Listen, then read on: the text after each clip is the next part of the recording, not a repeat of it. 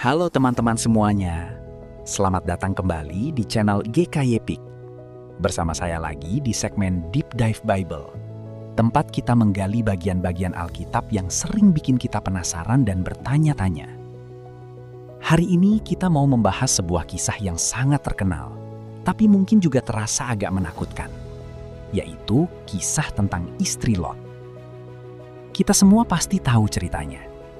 Saat kota Sodom dan Gomora akan dihancurkan oleh Tuhan karena dosa mereka yang sudah sangat parah, Tuhan dengan penuh anugerah menyelamatkan Lot dan keluarganya. Malaikat Tuhan menuntun mereka keluar dan memberikan satu larangan yang sangat jelas. Selamatkanlah nyawamu dan jangan menoleh ke belakang. Tapi di tengah jalan pelarian itu, istri Lot melanggar perintah tersebut. Dia menoleh ke belakang dan seketika itu juga dia berubah menjadi tiang garam. Membaca kisah ini, mungkin banyak dari kita yang protes di dalam hati. Kok Tuhan sekeras itu ya? Kesalahannya kan cuma menoleh ke belakang. Masa hukuman untuk sebuah refleks fisik yang sepele harus dibayar dengan nyawa dan diubah menjadi tiang garam? Bukankah itu terlalu berlebihan? Teman-teman, mari kita bedah kisah ini lebih dalam dari kacamata teologi Reformed Injili.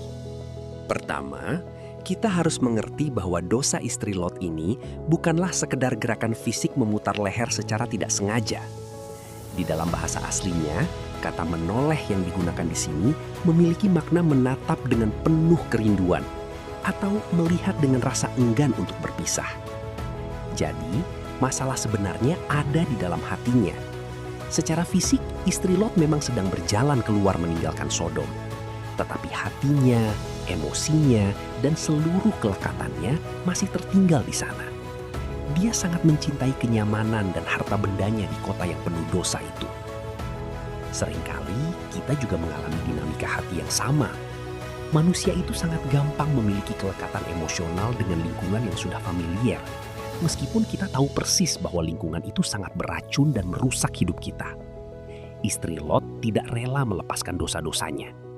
Dia menganggap apa yang ada di belakangnya jauh lebih berharga daripada anugerah keselamatan yang Tuhan tawarkan di depannya. Kedua, hukuman ini terjadi karena istri Lot meremehkan kekudusan Allah. Bayangkan, kota Sodom sedang dihujani belerang dan api karena murka Allah yang menyala-nyala.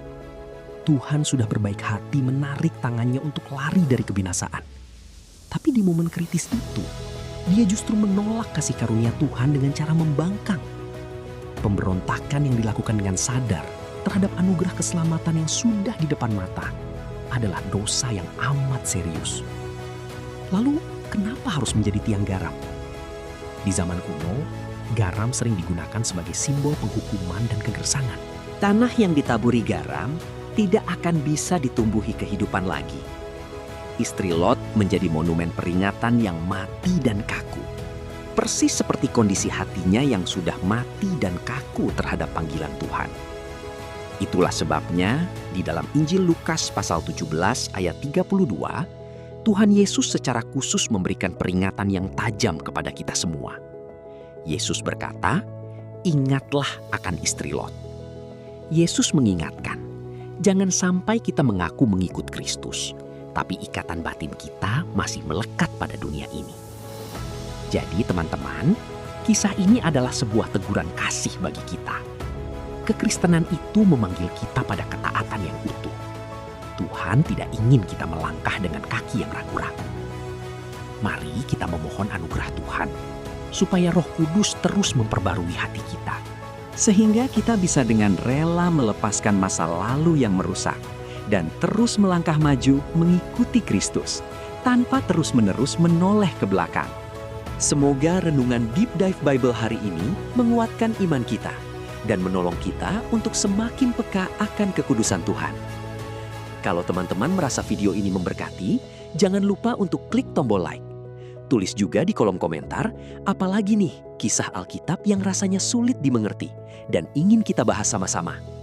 Dan pastinya, jangan lupa subscribe channel GKY Peak. Lalu bagikan video ini kepada teman, keluarga, atau grup komsel kita. Terima kasih sudah menonton. Sampai jumpa di episode Deep Dive Bible selanjutnya. Tuhan Yesus memberkati kita semua.